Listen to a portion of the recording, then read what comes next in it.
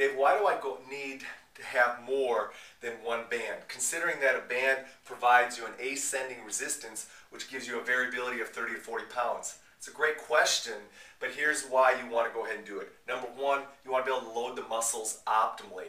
And different muscles, different exercises are going to require different levels of resistance, and ultimately you want to be able to load that system optimally. You want to be able to change up speeds. So if you're always lifting with a really heavy or heavy resistance band, you can't move as fast. I think it's important that you're able to change up speeds of exercise. You want to force the muscle to adapt. Yeah, if you're always training with the same dumbbell, alright, you're not going to force the muscle to adapt. And if you're always training with the same level of resistance band, same thing's going to happen. You want to keep the muscle safe, alright, and you want to keep your joints safe. And so if you're having to overload the muscle all the time with too heavy a band, you can potentially place the muscle at risk and create joint compressions or potentially injuries to the joint because you're overloading it too often. You want to take advantage of high energy, and here's what I mean by that.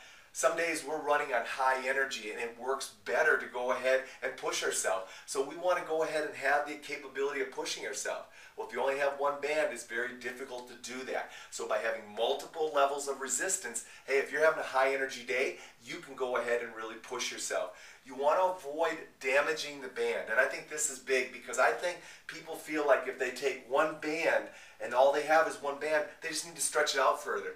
That's where your bands start to be compromised and damaged. And I think that's a big issue when it comes to band training, is people do not realize they need to go ahead and they need to move up a band versus just stretching a band further and further and ultimately damaging it.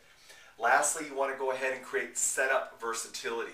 You know, if I have multiple bands of resistance, I can go ahead and set up different types of activities. I can link potentially doing different types of setups that allow me to do bilateral work, all right, or allowing me to go ahead and load one side, load my hips while I load my upper body with a different resistance. It just creates some unique types of setups that I think are fun to have.